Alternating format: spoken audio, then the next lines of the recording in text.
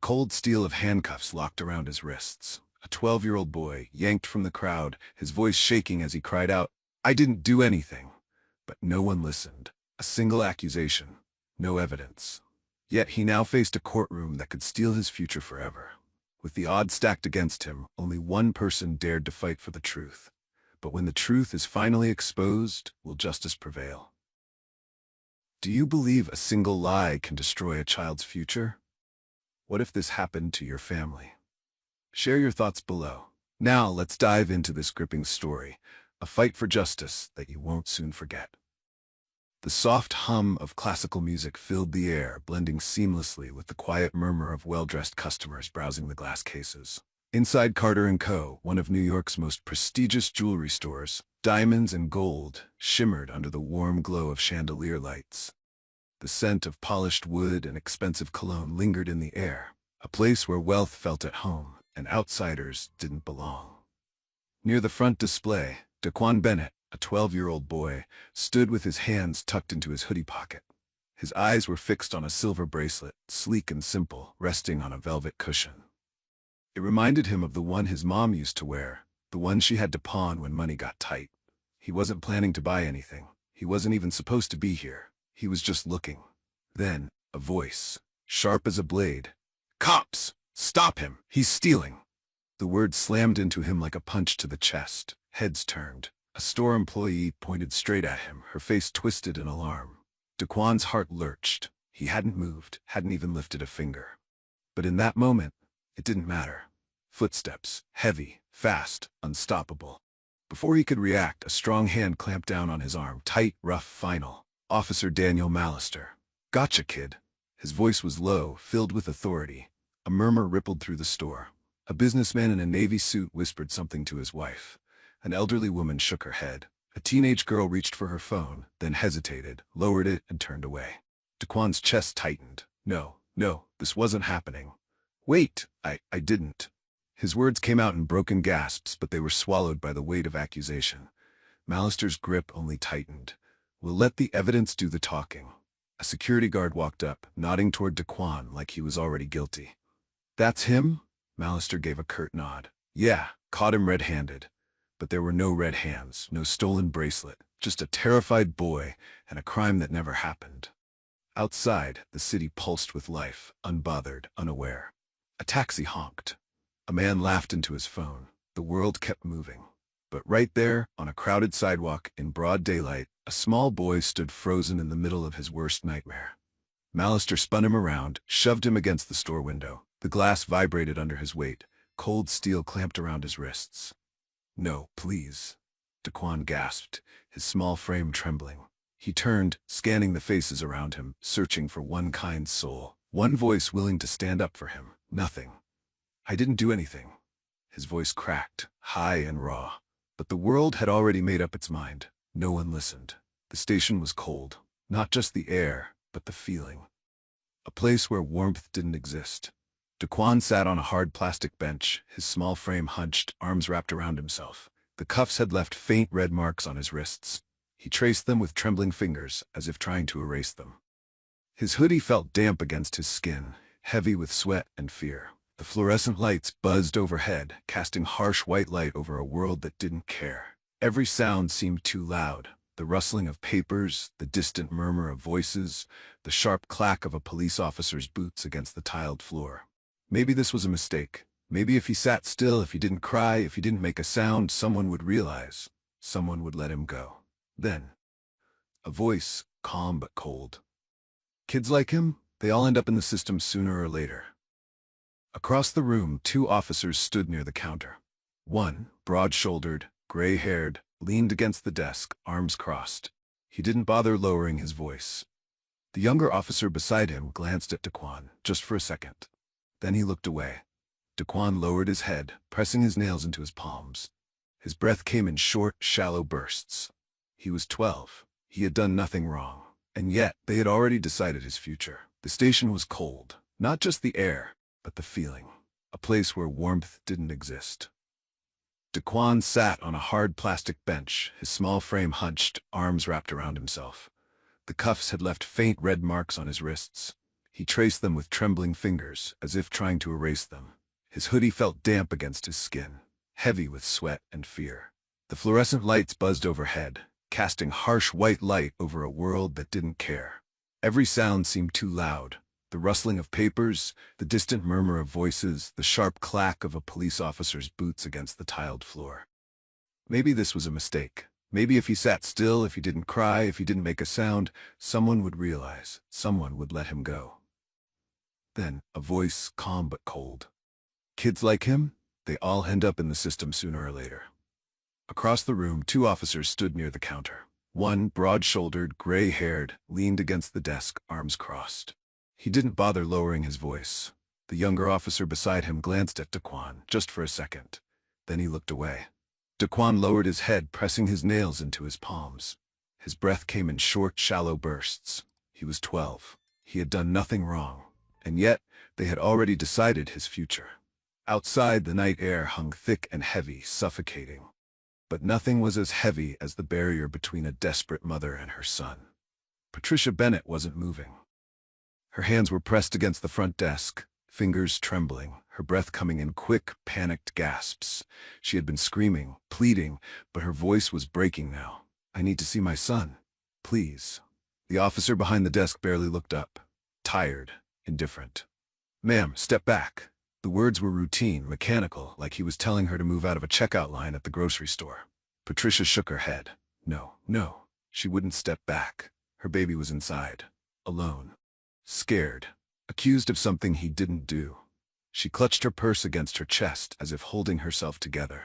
Tears burned at the edges of her eyes, but she blinked them away. She couldn't fall apart. Not now. Behind her, Jerome Bennett stood like stone. He hadn't spoken since they arrived. Hadn't moved, but his fists were clenched so tightly his knuckles had turned white. His jaw was locked, shoulders squared. His eyes stayed fixed on the entrance to the station. Breathing slow, controlled, too controlled. A younger officer stepped forward hesitantly. "You can't see him yet," he said, softer than the first. Patricia's breath hitched. "Yet?" She looked at the officer's face, searching for some trace of humanity, something to hold on to. "He's just a child." Her voice was barely above a whisper now. For a brief second, something flickered in the officer's eyes. Regret, guilt, doubt, but it was gone as quickly as it came. His posture straightened, his expression hardened, walls back up. Just another protocol. "Ma'am, please go home." Patricia let out a sound somewhere between a sob and a bitter laugh. Go home? Her son was in there, locked away like a criminal, and they expected her to just leave? The silence stretched too long. Then Jerome spoke. His voice was low, steady, dangerous in its calm. "We're not going anywhere." The officer's jaw tensed, but so did Jerome's. And in that moment, this wasn't just about Daquan. It was about every black parent who had ever stood on this side of a police barricade, begging to be heard. The night air grew colder.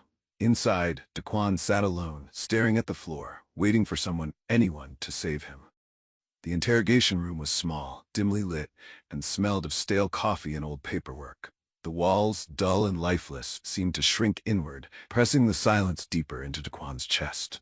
He sat stiffly in the metal chair, his arms wrapped around himself. He barely moved, barely breathed. His fingers traced the faint red marks on his wrists where the cuffs had been. Evidence of his guilt, that's what they saw. Then, the door creaked open. A woman in a navy blue suit stepped inside. Confident, controlled, but not cold. She didn't look at him like the officers did. She didn't tower over him. Instead, she sat down. Across the table, she folded her hands, studying him, not with suspicion, but with understanding. "Daquan?" she said. Her voice wasn't soft, but it wasn't harsh either. It was steady, certain. The boy flinched. No one had said his name like that since he got here. "My name is Miranda Cole." Daquan's breath caught in his throat. He lifted his eyes just for a moment before dropping them back to the table. Miranda leaned in slightly. Not too much, just enough to meet him where he was. "I'm your attorney." Silence. Daquan's stomach twisted. He'd heard the officers talk. They said he didn't stand a chance. Miranda let the silence sit for a beat longer, then said, gently but with quiet power, "Kobe, chungtase chingmin suthat." For the first time since this nightmare began, hope flickered. The courtroom was suffocating. It wasn't the air, it was the weight of it, the heavy stares, the unspoken judgment. Daquan sat at the defense table, hands locked together in his lap. His feet barely touched the floor.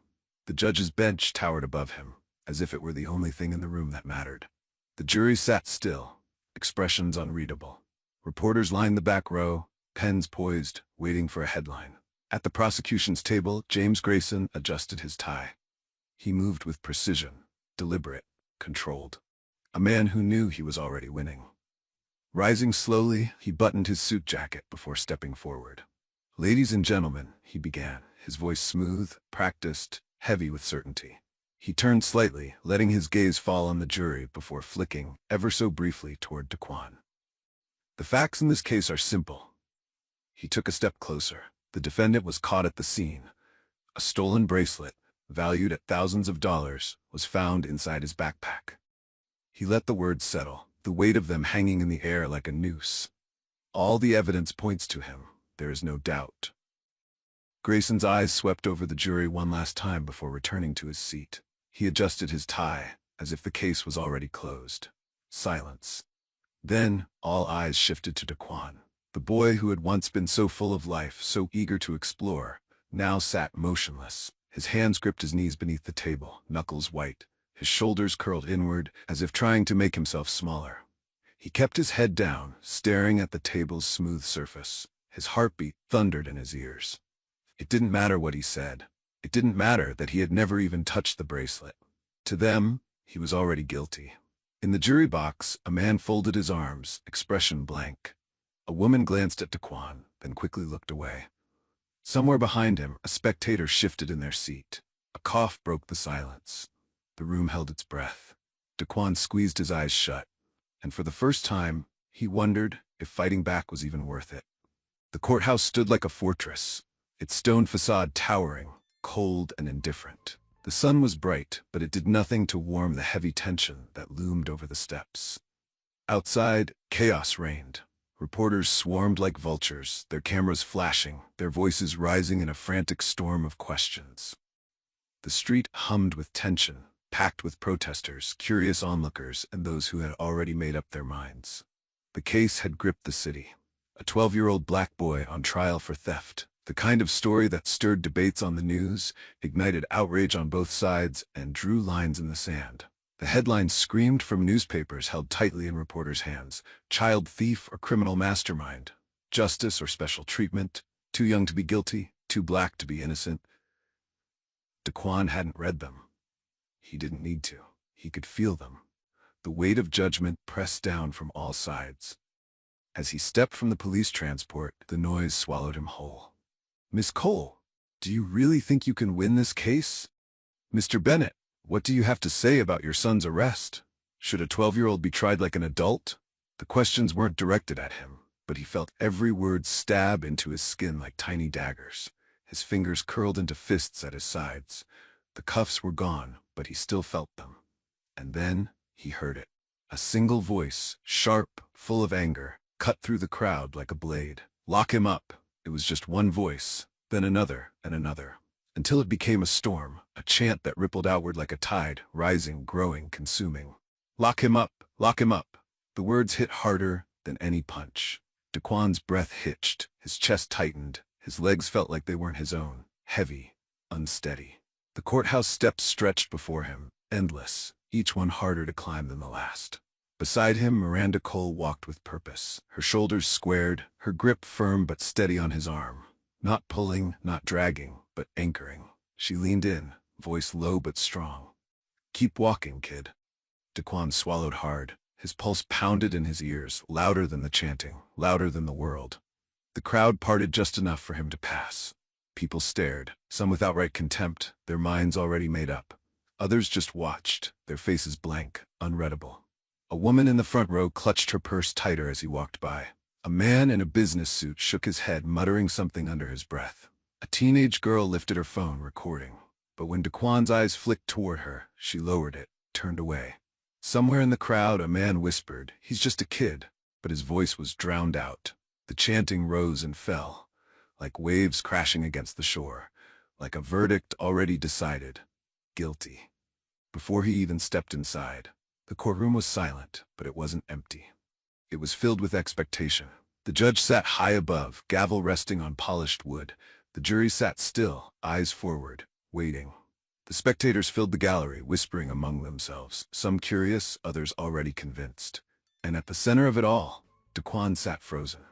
He could feel the weight of the moment pressing down on him. Then, James Grayson stood. The prosecutor was a man who knew how to own a room. Tall, well-dressed, he carried himself with the kind of confidence that came from years of winning.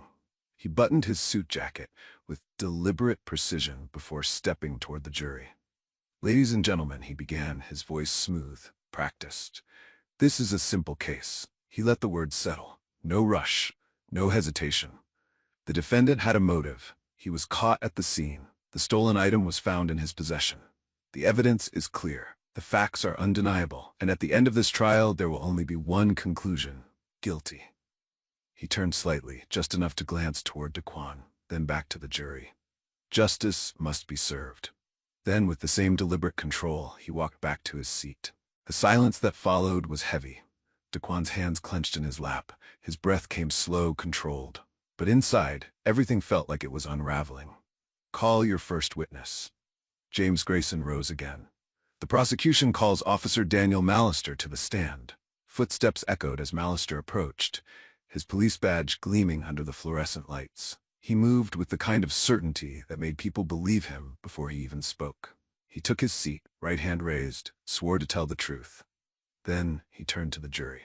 "Officer Mallister," Grayson began, pacing slowly like a man in complete control. "Walk us through what happened that day." Mallister nodded, his expression serious. "I was on patrol near Carter & Co. Jewelry when I noticed the defendant acting suspiciously near the display cases. He seemed nervous, kept looking over his shoulder." He paused, letting the image sink in. A fidgety black boy, lingering near expensive jewelry. "When I approached him, he got defensive." Another pause. "I asked him to open his backpack. Inside, I found the stolen bracelet." His words landed with force, unshaken, certain. He looked at the jury, his face unreadable. His job was done. In that moment, he was not just telling the story. He was shaping the truth. Across the courtroom, Daquan stared down at his hands. Everything in him screamed to speak, to explain, to fight back. But no one had asked him a question, and no one was listening. At the back of the courtroom, Patricia Bennett held her husband's hand in a grip so tight it turned their knuckles white. Her nails pressed into his skin, but Jerome didn't flinch. He just sat there, jaw clenched, his breath coming in slow, measured inhales, controlled, but barely. Tears welled in Patricia's eyes, but she refused to blink. She had promised herself she wouldn't cry. But as Mallister spoke, as she watched the jury absorb every word as if it were law, a single tear slipped down her cheek. Jerome's fingers tightened around hers. She wanted to believe this was just the beginning, that there was time for the truth to come out. But sitting there, watching them paint her son as a criminal, it already felt like the end. For the first time since the trial began, Miranda Cole stood. She moved with deliberate control, her posture straight, her steps measured. No rush, no hesitation. But something shifted in the air. Until now, the prosecution had dictated the tempo. Their version of the story had been smooth, seamless, undisputed. But Miranda was about to change that. She approached the witness stand, eyes locked onto Officer Daniel Mallister. He sat tall, composed, his uniform crisp, his badge polished to perfection. The image of authority, of credibility. But Miranda wasn't looking at the badge, she was looking at the man wearing it. She stopped just a few feet from him, letting the silence settle. Then her voice, clear, sharp, and cutting through the tension like a scalpel. "Officer Mallister, let me ask you something simple." She let the words hang for a beat, then continued. "Did you activate your body camera when you stopped Daquan Bennett?" A ripple of movement stirred through the spectators. The judge shifted slightly in her seat. The jury leaned in, just enough to show they were listening. At the prosecution's table, James Grayson's pen stopped mid-scratch against his notepad. His jaw tightened as he shot a quick glance at Mallister, brief but telling. Mallister exhaled through his nose. For the first time since he took the stand, he hesitated, just for a second, a flicker. A hesitation barely long enough to notice, but Miranda noticed. He shifted in his seat, his fingers tapping against the wooden stand, just once. A quick, nervous movement, before he answered. The camera was malfunctioning. Silence. Someone in the gallery let out a quiet scoff. One of the jurors, a middle-aged woman in a blue blazer, narrowed her eyes. Miranda tilted her head slightly, like a predator sensing weakness. Malfunctioning, she repeated slowly, as if testing the weight of the word. Mallister gave a small nod, his expression unreadable. That's correct. Miranda didn't blink. So to clarify, she said, her tone smooth, the only record of Daquan's suspicious behavior is your word? A murmur rippled through the courtroom. At the prosecution's table, Grayson's fingers tightened around his pen. In the back, Patricia Bennett's nails dug into Jerome's palm. Jerome leaned forward slightly, his jaw clenching. For the first time, the story James Grayson had painted, so clear, so convincing, began to blur. And the jury felt it. They didn't say anything. They didn't have to. Because the first seed of doubt had just been planted. The courtroom door creaked open, and a woman stepped inside. She was in her late 40s, dressed in a crisp navy blouse and a beige pencil skirt, her heels clicking against the floor as she approached the witness stand. Her posture was straight, but her hands, those hands trembled slightly as she adjusted the microphone. Eleanor Carter, the store clerk from Carter & Co. Jewelry. She had been there that day. She had seen everything. But until now, she had been silent. Miranda Cole stepped forward, offering a small, measured nod of reassurance before she spoke. Miss Carter, can you please describe what you saw on the afternoon of Daquan Bennett's arrest? Eleanor exhaled, slow and shaky. She folded her hands in her lap, as if trying to steady herself. Her voice, when she finally spoke, was softer than expected. I saw the boy enter the store. He was looking at the display cases. She hesitated, glancing toward the prosecution's table where James Grayson sat stone-faced, unreadable.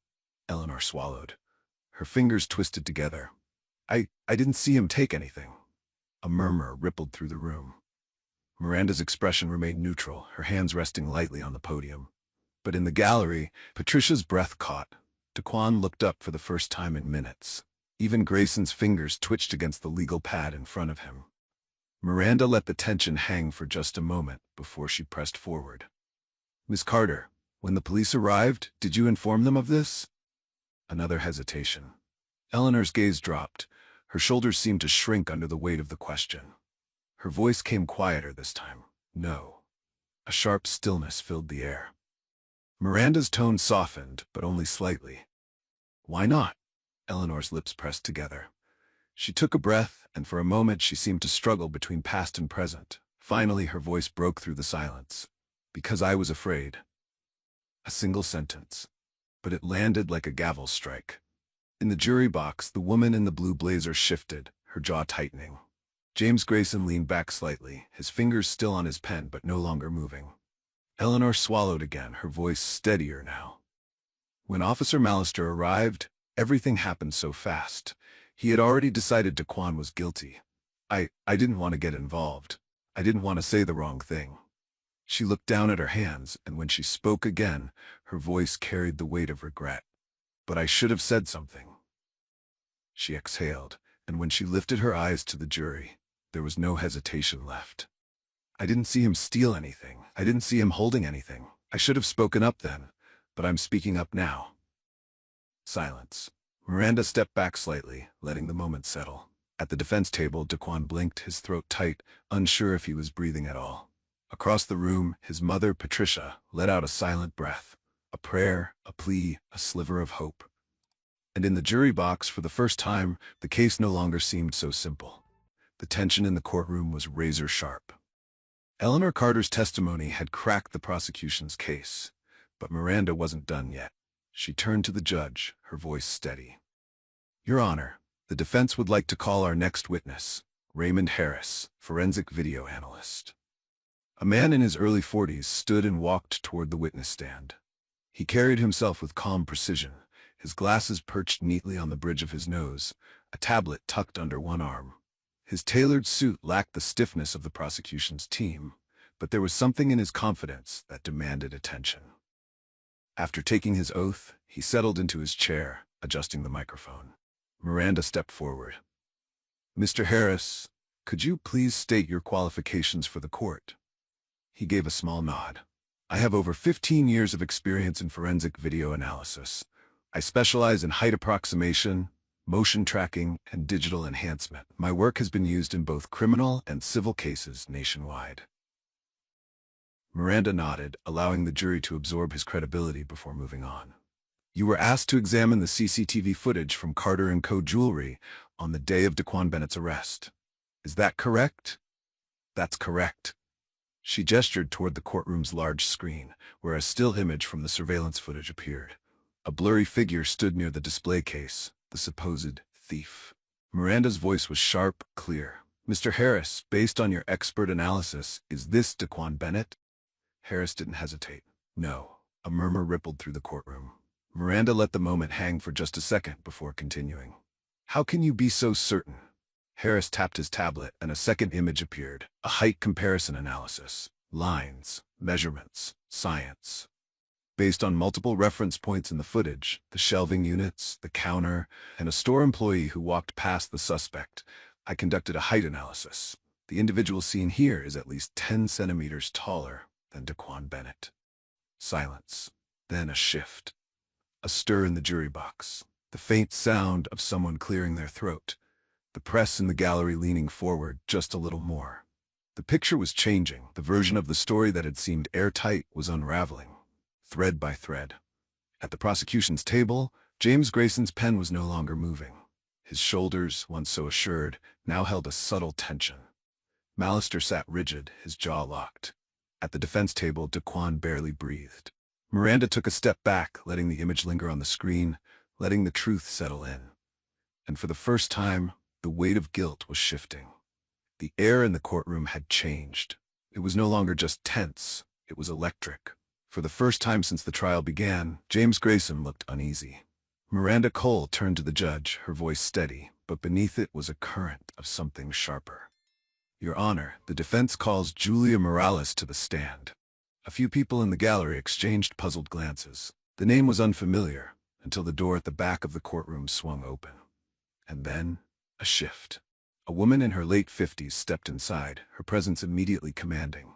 Her NYPD badge, though no longer active, still hung from a chain around her neck, a quiet reminder of who she once was. Former officer Julia Morales. She walked with the practiced confidence of someone who had spent decades in uniform, her steel gray hair tied back, her face marked with the weight of experience. As she took her seat at the witness stand, Mallister stiffened. For the first time, his fingers curled tightly around the edges of the wooden witness box. Miranda approached, her steps measured. Ms. Morales, can you please state your history with the NYPD? Julia nodded once. I served on the force for over 25 years. I worked in patrol, investigations, and later internal affairs before I retired. Miranda nodded as if she already knew the answer. And in your years of service, did you ever work with Officer Daniel Mallister? For the first time, Mallister shifted slightly in his seat. Morales turned her gaze toward him, her expression unreadable. Yes, I did. Miranda didn't rush. She let the weight of that answer settle. Then, she pressed forward. Ms. Morales, during your time in internal affairs, did you ever investigate Officer Mallister? A ripple of movement stirred in the jury box. Morales took a slow breath before speaking. Yes. Silence. Miranda leaned slightly against the podium. Not aggressive, not forceful, just patient, waiting. And what did you find? Morales looked straight at the jury when she spoke. That Officer Mallister had a pattern of making false accusations against innocent people. And he did it to advance his career. A shockwave rippled through the room. Someone in the gallery let out a sharp exhale. In the jury box, one of the jurors leaned forward, eyes narrowing. At the prosecution's table, Grayson's jaw tightened. He started flipping through his notes, looking for something, anything, to shut this down. But he wouldn't find it, because Miranda Cole had just shattered the foundation of their case. The courtroom was no longer just tense. It was on the edge of something, a shift, a collapse, a reckoning. Officer Mallister sat stiffly on the witness stand, his fingers gripping the wooden railing as if he could hold the case together with sheer force. But it was already crumbling beneath him. Miranda Cole turned to the judge, her voice steady, too steady. There was something dangerous about it, something sharp beneath the calm. Your Honor, The defense has one final piece of evidence to present. She walked toward the exhibit table, where a plastic evidence bag sat under protective glass. Inside, the silver bracelet, the very item that had condemned Daquan Bennett. Miranda turned, facing the jury, her words deliberate. The prosecution built this case around one core piece of evidence, that this bracelet was found in Daquan Bennett's backpack. That alone was supposed to prove his guilt. She let the silence stretch. Then, she lifted a forensic report. But facts don't lie. She stepped toward the jury, voice clear, firm, and science doesn't bend to fit a story. She held up the document. This is the forensic report on the fingerprints lifted from the stolen bracelet. A hush fell over the room. At the prosecution's table, Grayson's pen stopped mid-stroke, his jaw tightened. He knew what was coming. Miranda didn't look at him. She looked straight at Mallister. "Tell me, officer, before arresting Daquan, did you check the fingerprints on this bracelet?" Mallister's mouth opened slightly, then closed. For the first time, he had no words. He hadn't checked. Miranda took another step closer. "Would you like to know what the forensic report says?" Silence. She didn't wait for an answer. "The fingerprints on this bracelet," she lifted the report, "do not match Daquan Bennett." A shockwave rippled through the courtroom. A man in the jury box exhaled sharply, rubbing a hand over his chin. A woman, the one in the blue blazer who had been sitting stiffly before, leaned back, eyes widening as the weight of the moment sank in. The gallery erupted into murmurs. A reporter's pen scratched frantically against paper. At the defense table, Daquan barely breathed. Patricia Bennett let out a breath. A sob, a prayer, a release of something she had been holding in for weeks. Jerome's hands, which had been curled into fists for so long, finally relaxed. But Miranda wasn't done. She turned, her gaze now locked onto James Grayson. The prosecution claimed this was an open and shut case, that the evidence was undeniable. But now, with no physical proof linking Daquan to this crime, with eyewitness testimony contradicting Officer Mallister's account, and with the revelation of Mallister's history of false accusations, she let the weight of it all settle. Then, voice controlled but unyielding, "I ask you, Mr. Grayson, what justice would be served by continuing this case?" A long pause. Grayson didn't move. His fingers curled around the edges of his file. His shoulders, once so assured, were tight, strained. Then, resignation settled in. Slowly, he rose to his feet. His face was unreadable, but the fight had left his posture. He adjusted his tie, turned toward the judge, and spoke, his voice quieter than before. "Your Honor, the prosecution moves to dismiss all charges against Daquan Bennett." The room exploded, gasps, murmurs, the sound of tension breaking apart. A reporter rushed toward the exit, phone pressed to his ear. Patricia Bennett covered her mouth, tears spilling down her cheeks. Jerome gripped her shoulder, his face turned away, but his eyes shone. At the defense table, Daquan didn't move, didn't blink. For so long, he had believed the world had already decided his fate. But now, he was free. The courtroom was still buzzing. The murmurs, the gasps, the shifting energy in the room. It was like everyone had forgotten to breathe. Then, the gavel struck. The sound echoed, silencing everything. Judge Hensley, sharp-eyed and unwavering, looked out over the courtroom before turning to Daquan. Her voice, firm yet deliberate. "Daquan Bennett, not guilty." For a moment, just a heartbeat, time seemed to freeze. Then, chaos erupted. Patricia Bennett collapsed into her husband's arms, sobbing. Her hands trembled as she covered her face, whispering a prayer of gratitude, of disbelief, of something too big to name. Jerome held her tight, his own eyes shining, his breath shaking as he exhaled for what felt like the first time in weeks. At the defense table, Daquan sat motionless. It took him a second, maybe two, to process the words. Not guilty. The weight he had been carrying, the crushing, unbearable weight, was gone. Miranda placed a gentle hand on his shoulder. "You're free, kid." Daquan looked at her, his throat tightening, his vision blurring. Then he let out a breath, one he hadn't even realized he was holding. Across the room, Officer Mallister sat pale and rigid, his jaw clenched, his grip on the wooden railing so tight his knuckles turned white. He had spent years walking into courtrooms like this, sure of his authority, sure of his power. But today, he wasn't in control. Today, he was the one under scrutiny. A voice from the back cut through the murmurs. "Internal Affairs is launching an investigation." Mallister's shoulders stiffened. He didn't turn, But the weight of the truth was on him now. And this time, there was no escaping it. Hours later, when the cameras had gone, when the reporters had left, when the world outside had moved on, Daquan sat by his bedroom window, bathed in the golden glow of the afternoon sun. In his hands, a notebook. The same notebook that had sat untouched for weeks, pages empty, waiting. Slowly he picked up a pen. His fingers didn't shake this time. And on the first page, in neat, careful handwriting, he wrote, "If someone wants to change, I think I'll be the first." He paused, staring at the words, his words. Then a small smile touched his lips. His fingers brushed against the silver bracelet on his wrist. Not the one from the trial, a new one, given to him by his parents. It shimmered under the light, reflecting something new, hope. Daquan glanced outside, at the world beyond the window. It was the same city, the same streets, the same world. But he wasn't the same. His gaze lifted, no longer weighed down by fear, but filled with something stronger. Determination. Because this time, he wasn't looking away. He was looking forward. If this story moved you, don't let it end here. Hit that like button to show your support, share this video so more people can hear Daquan's journey, and subscribe for more powerful stories that inspire change. Every like, every comment, every share fuels our passion to keep bringing you meaningful content. Your support means the world to us. What are your thoughts on this story? Drop a comment below. We'd love to hear from you. Subscribe now and be part of something bigger.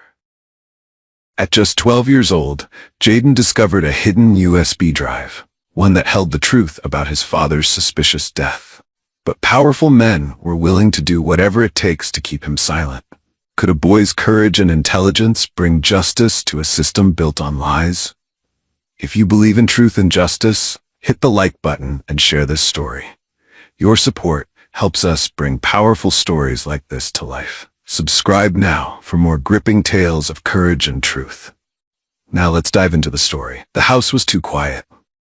Jaden Walker sat cross-legged on the floor of his father's old study, surrounded by stacks of papers, dusty books, and the faint scent of worn leather, a scent that still carried pieces of his dad.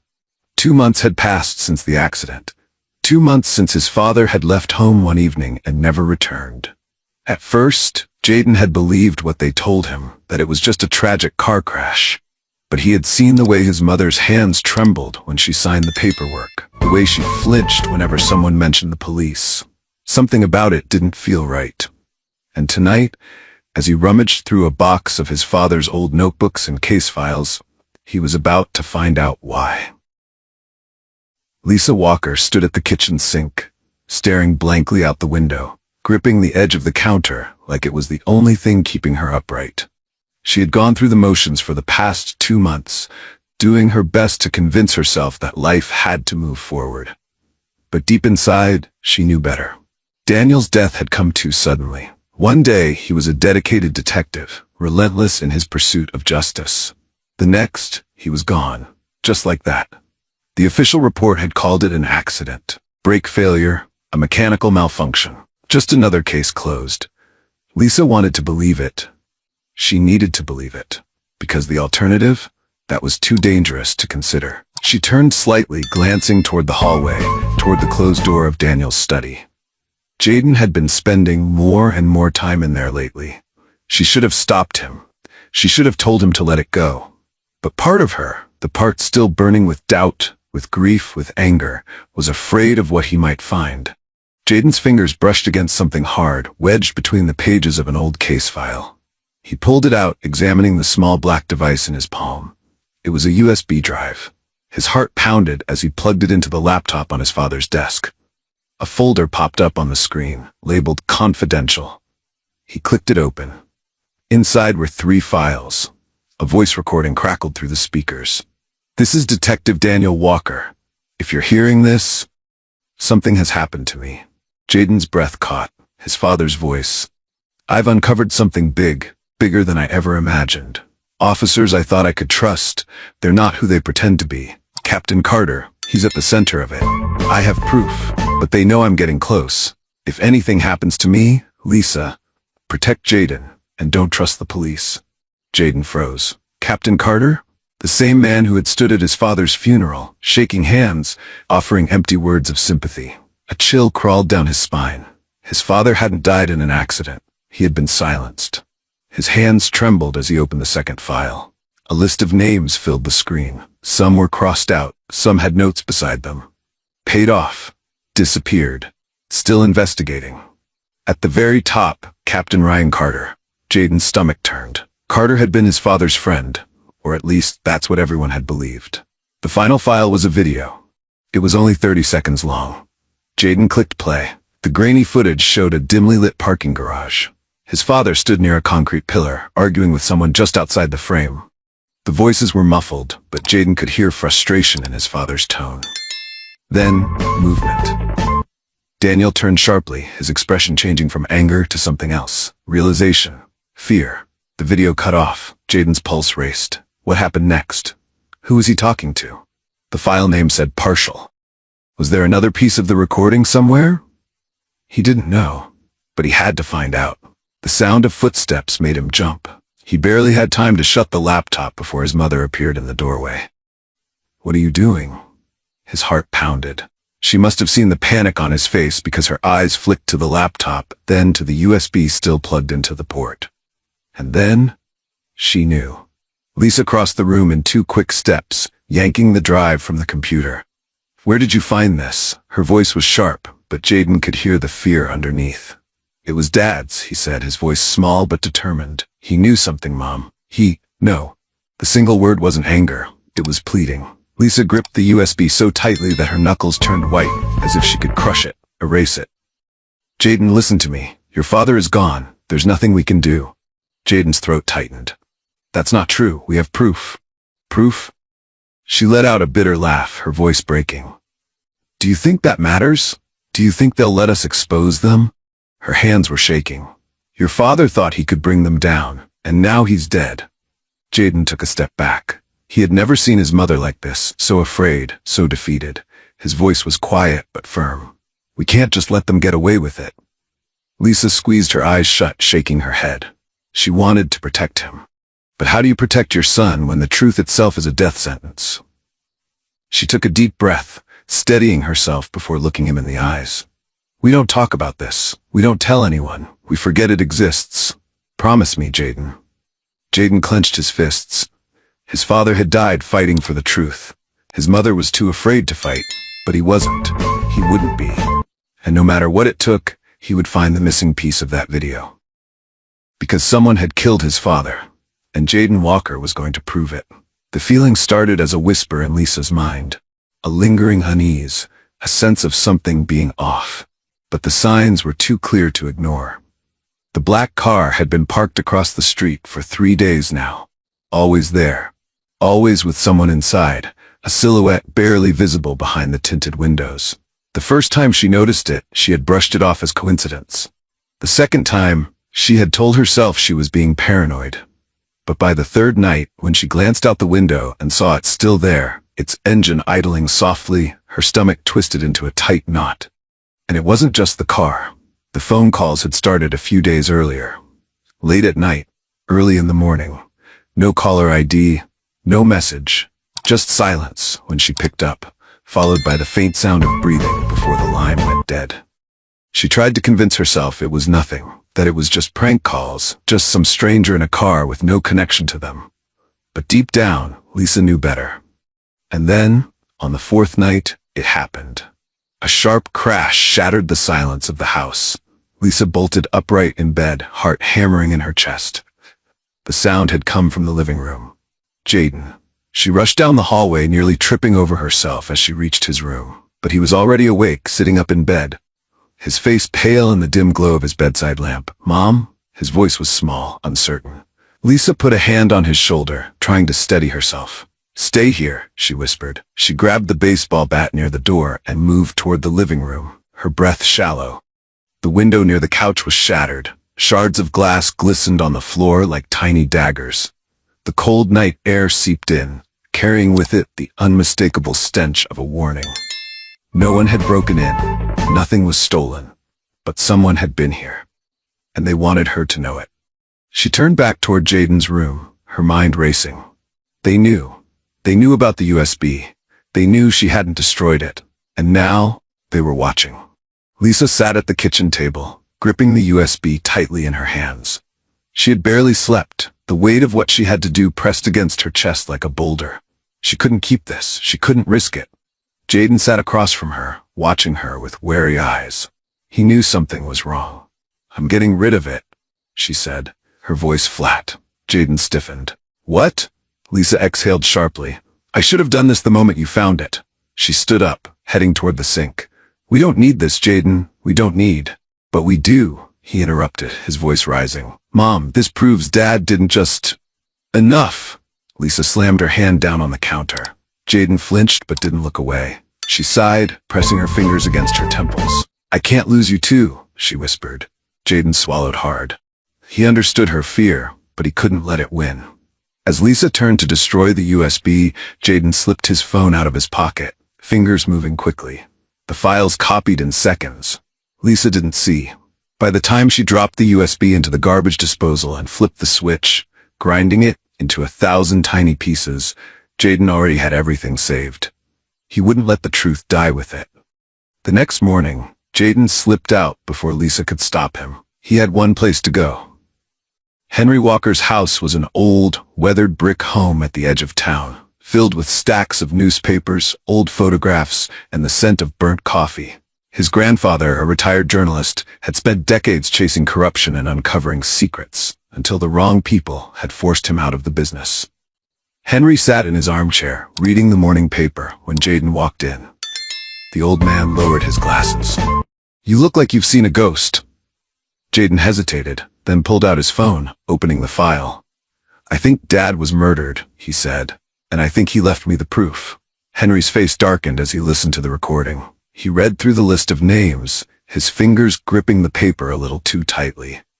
This is big," Henry muttered. He looked at his grandson. "You have no idea what you've stumbled into, do you?" Jaden clenched his fists. "I know enough."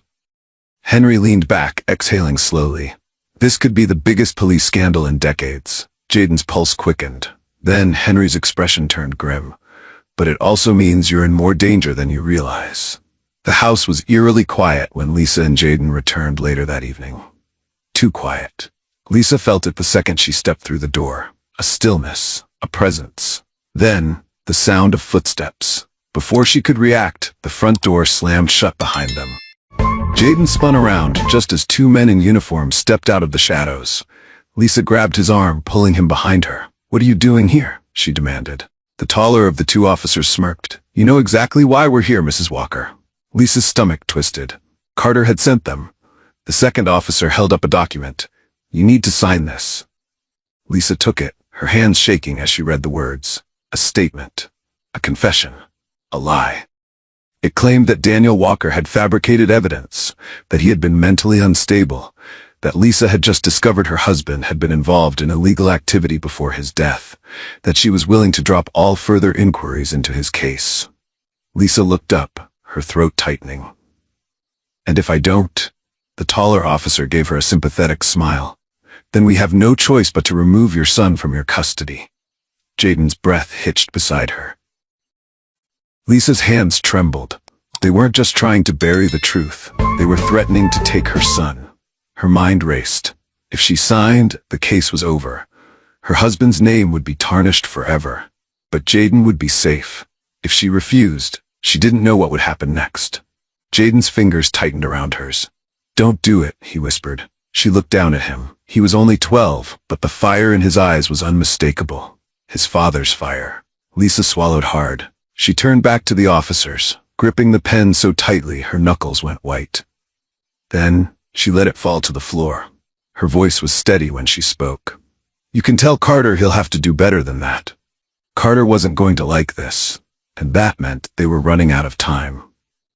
The night was heavy with silence as Lisa gripped the steering wheel, her knuckles white, her breath unsteady.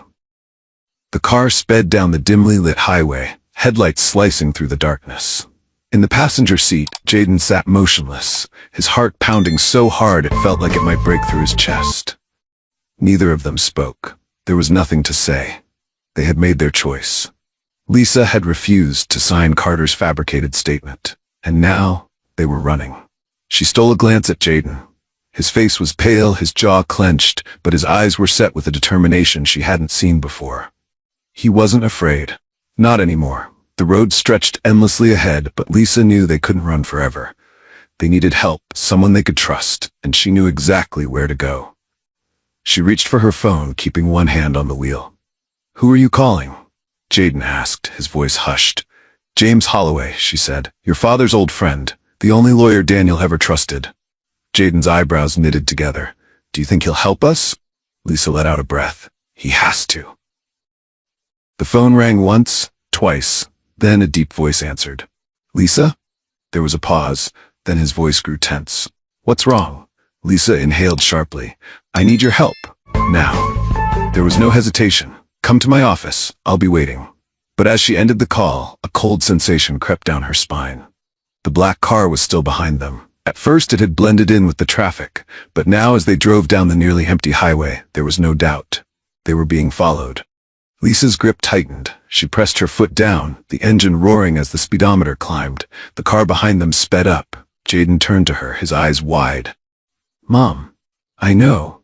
Lisa kept her eyes on the road, scanning the dark landscape for an escape. Suddenly, flashing red and blue lights filled the mirror. A second car appeared behind them, a police cruiser.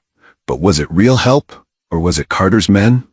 Lisa's mind raced. If she pulled over, she might be walking into a trap. If she didn't, her phone rang again. She risked a quick glance. Unknown number. Her pulse quickened. She hesitated, then answered. "Lisa, don't stop," a voice ordered. Her stomach dropped. "Who is this?" "It's Officer Reed. Daniel trusted me. I'm right behind you in the cruiser. The car tailing you. They're not cops. If you stop, you won't make it to Holloway alive." Lisa's breath caught. "You have to lose them," Reed continued. "Take the next exit. I'll cover you." Lisa made a split-second decision. She yanked the wheel to the right, swerving onto the exit ramp. Tires screeched. The black car followed, but just as it did, the police cruiser surged forward, cutting between them. Lisa didn't look back. She just drove. They didn't stop until they reached Holloway's office. The courtroom was ice cold. Lisa sat at the defendant's table, hands clasped tightly in her lap. Her lawyer, James Holloway, sat beside her, murmuring instructions, but she barely heard them. Across the room, Captain Carter sat with the prosecution, his expression unreadable, his gaze sharp. The charges against her were clear: obstruction of justice, tampering with police evidence, and conspiracy to commit fraud. All lies. Jaden sat in the front row, his fists clenched. He hated the way people were looking at his mother, as if she were a criminal. The judge entered, and the courtroom fell silent. The trial had begun. The prosecution wasted no time. "Your Honor, we have undeniable proof that Lisa Walker has been in possession of falsified police documents. She has intentionally spread misinformation about her late husband's death in an attempt to tarnish the reputation of Captain Carter and the police force." Lisa's stomach twisted. Then the doors at the back of the courtroom opened, and a man stepped in, a witness. Jaden's heart nearly stopped. It was Officer Daniels, one of his father's old colleagues. Carter stood, gesturing toward the witness stand with confidence.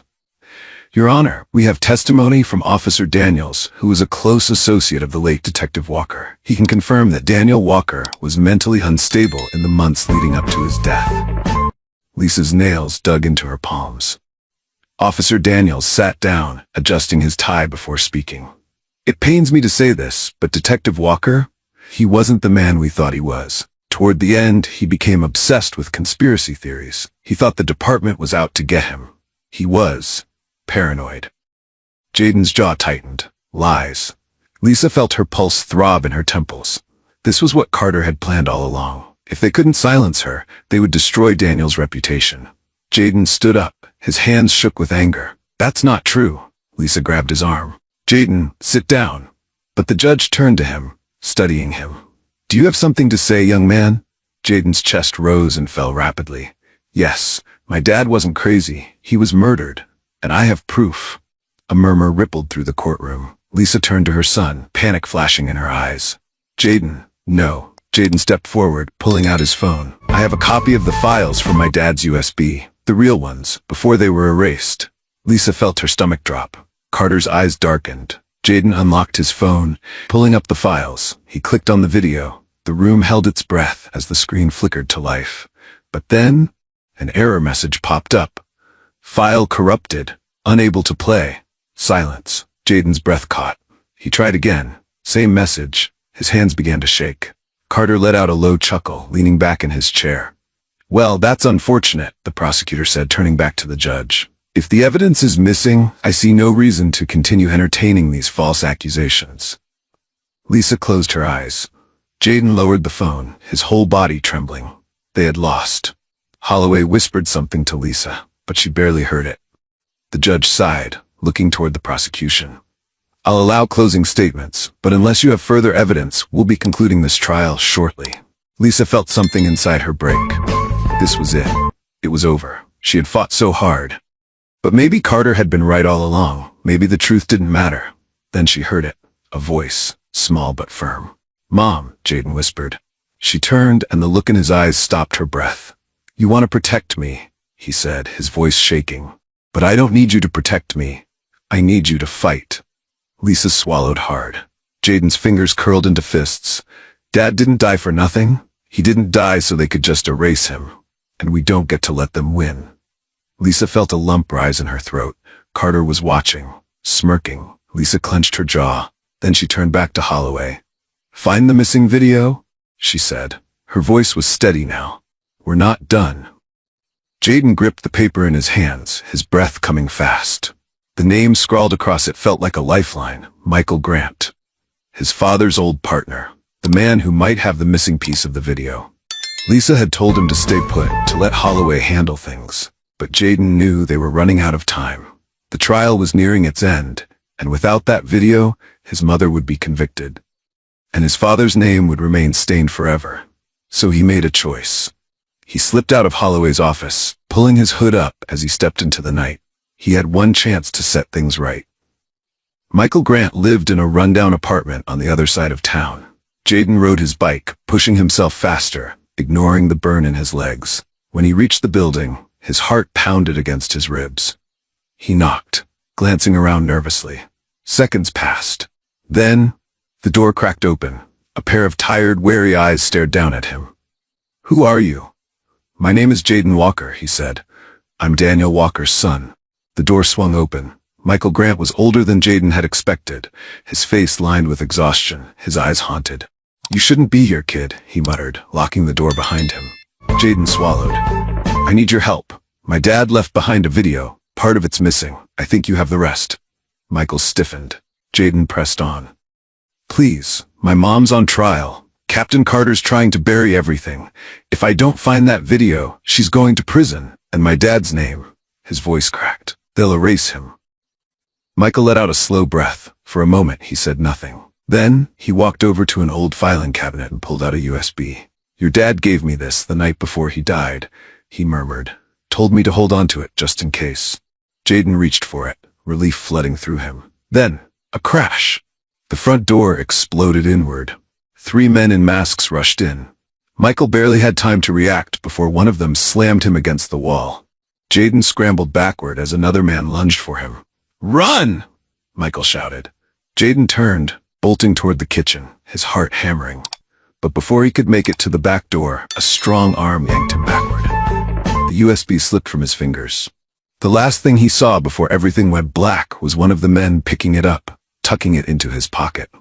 Jaden woke to the sound of tires screeching against pavement. His head throbbed, his wrists ached, they were tied. The van rattled over a bump, throwing him against the side. Panic clawed at his chest, but he forced himself to breathe. Think, Jaden. Think. His phone. It was still in his pocket. He shifted, carefully twisting his fingers toward it, his pulse racing. If he could just... The screen lit up under his touch. His fingers trembled as he swiped open the camera. Then, with one deep breath, he hit Go Live. His face filled the screen, lit only by the dim glow of the van's interior. His voice shook as he spoke. My name is Jaden Walker. I'm 12 years old, and if you're watching this, I need your help. He kept talking, his voice steadying with every word. He told them everything. About his father, about Captain Carter, about the trial, and about the video that could prove it all. The live viewer count started climbing. He saw names flood in. People were watching. His kidnappers hadn't noticed yet, They were arguing about what to do with him, their voices muffled. Then, sirens. Jaden's heart leaped. The driver cursed, slamming the brakes. The doors flew open and suddenly the night was filled with flashing blue and red lights. Jaden barely had time to react before a pair of strong hands pulled him from the van. "You're safe, kid," a voice said. "Officer Reed." Jaden's knees nearly gave out in relief. But then he remembered. The USB. "It's in his pocket," Jaden shouted, pointing at one of the masked men. Reed reacted instantly, yanking the man forward, searching his coat. And then, there it was. The last piece of the puzzle. The missing video. The courtroom was a blur of voices. The trial was about to end. The judge was ready to rule. Lisa sat frozen, her fingers digging into her lap. Holloway whispered frantically beside her, but she barely heard him. She had lost. Then the doors burst open. Jaden ran in, breathless, disheveled, his clothes torn from the struggle. "Wait!" His voice rang through the chamber. The entire courtroom turned. Jaden sprinted to the front, holding up the USB. "I have the real video." Murmurs erupted across the room. The judge banged his gavel. "Order!" Holloway stepped forward quickly. "Your Honor, I move to submit new evidence." Carter stood abruptly. "This is outrageous, that boy." But the judge raised a hand. "I'll allow it." The bailiff took the USB, plugging it into the courtroom screen.